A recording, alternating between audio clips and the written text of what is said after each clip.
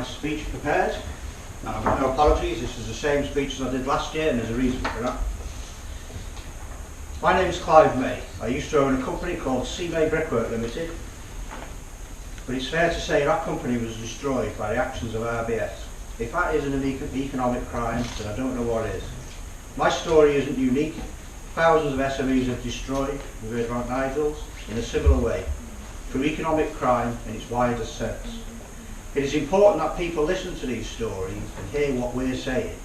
These involve, as Nick said, real people with real families, real lives, losing real jobs, in the end sometimes sadly killing themselves. The SME Alliance has been a great help to many of us. It means that we weren't alone, and neither were the failures that the banks had made us feel. We were just conned by bankers helped by lawyers and accountants, people who we should have been able to trust. We are almost overwhelmed by the resources of banks like RBS are throwing at us to stop us claiming fair redress. In my case, it's now 4 law firms. I'm a bricklayer from North Wales. I've got Denton's, Simmons and Simmons, Clifford Chances, and I call them Clifford Chances, TLT. Now why on earth has I got 4 leading top law firms? Clive, can we just say 2 of those are 2 of the largest law firms in the world? I think Denton's are actually the largest law firm in the world, so well done you. And I'm a bricklayer from North Wales. Now, you know, what's the script? What's the script? Why are they putting all these resources against me? Sad to say, much of the nasty bits of our stories involve, in too many parts, the legal profession. These include law firms, partners in those firms, the SRA and the Law Society. The regulator doesn't want to understand, so can't regulate effectively. The Law Society doesn't seem to have any interest in how its members like me come across to them. I know this all from very direct and personal experience, so this is a chance for us to put this message across. I'm the lead campaigner in the Enterprise Finance Guarantee mis-selling that RBS were forced to admit last year. The EFG was supposed to enable SMEs suffering the downturn to obtain funding that was otherwise unavailable from lenders. The government covered 75% of any of the shortfall in the event of default. The bank sold it to to many thousands of businesses that the 75% guarantee was paid for by an insurance policy, covering the liability. Therefore, the business directors would only ever be liable for 25%.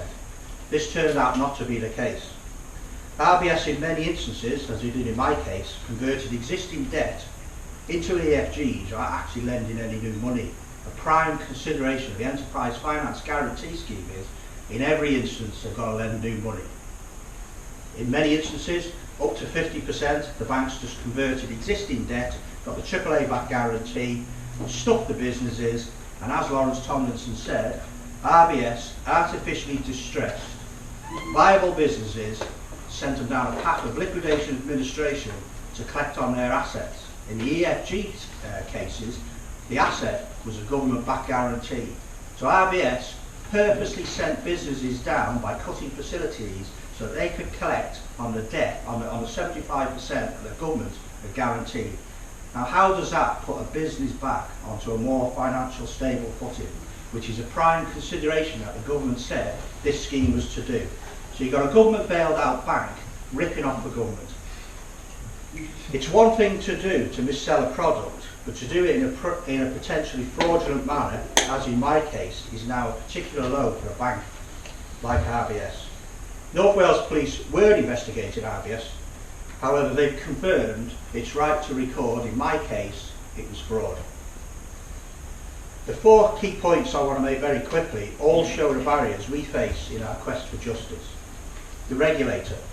In the case of the EFG review, RBS announced In the case of the EFG that RBS announced after publicly admitting mis-selling, the BIS, the FCA and the British Business Bank all stated that the review would be independent.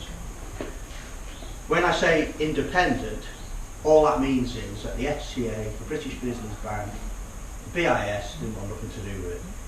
RBS set up an internal review team comprising of ex-GRG staff, Grim Reaper as Nigel's called them, to review selective customer files on It's an internal review team, which is supposed to be independent, set up by people within the bank, investigating themselves.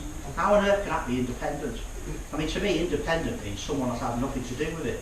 They're setting up the very people that have sent these businesses down to investigate cases, and they're supposed to be fair, as the FCA say, treat people fairly, put them back into the position they were in. You've got the very people that sent businesses down, investigating themselves. With this being allowed by the regulatory bodies, it's no wonder they think they're too big to fail. When the regulator reports back to RBS disclosing confidential information, and I can say this, disclosing the identity of whistleblowers, it's time for the FCA to be broken up, as it's not fit for purpose. Law firms colluding with the banks. The SRA doesn't want to know. I told them in a formal complaint that a major law firm, Clifford Chance's, I don't mind anyone unearthing Clifford Chance, I don't give a crap, I'm saying Clifford Chance. Why do you know I trained at Clifford Chance.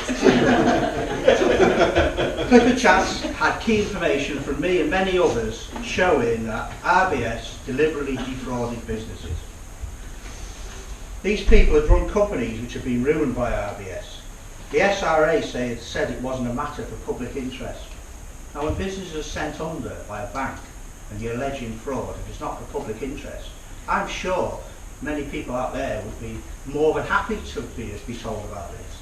When you're getting told by the SRA that it's not in the public interest. We should say, for those who don't know, the SRA is the Solicitors Regulatory Authority, just in case people don't know. Yeah. So it's the The Solicitors Regulatory Authority, but there should be a clue there. It's actually, what that should be is, someone goes to say something about solicitors, and it's not regulation. What it is tipping them off and saying, right, they've done nothing wrong. I mean, it's a pointless, there should be something independent. It shouldn't be ex-solicitors working for the regulator, covering up the tracks for their colleagues. It should be something completely different. This is another regulator that's not fit for purpose.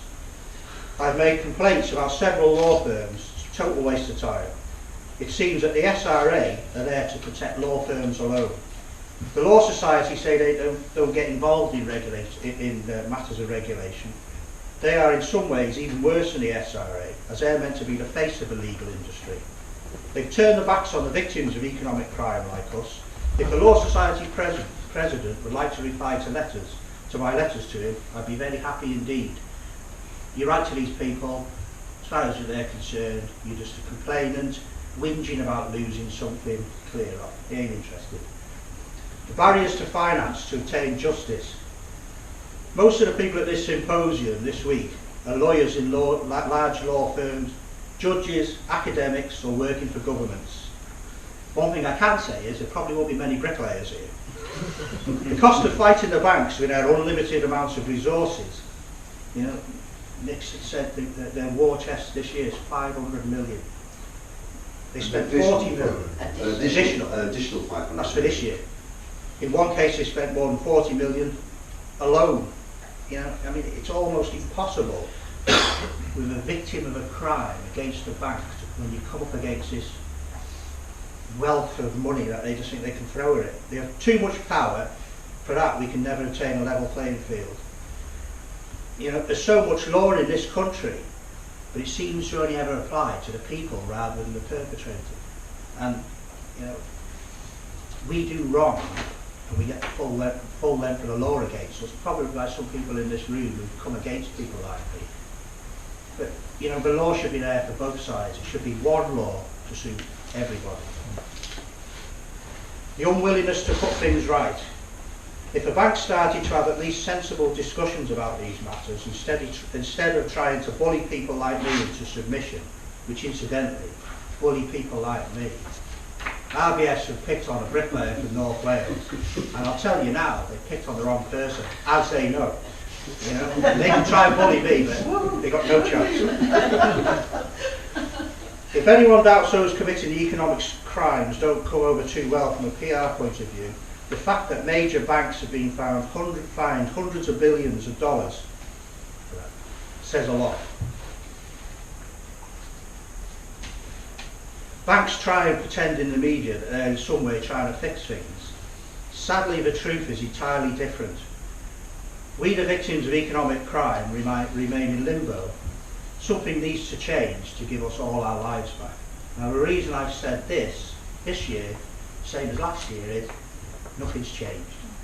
We can stand here, we can say stuff, so it comes out the top of our heads, but nobody's interested, nobody's doing anything, and that needs to change. And if we get invited, which I suspect we were invited to the 33rd, we've been invited to the 34th, so I suspect next year will be the 35th by a process of elimination. I'll be saying the same again. I don't think so. Because at the end of the day, nothing's changed, you know. So that's my little story, and if anybody's interested, if you want to follow a lunatic bricklayer on Twitter, it's EFG Bricklayer, and you're welcome to follow me.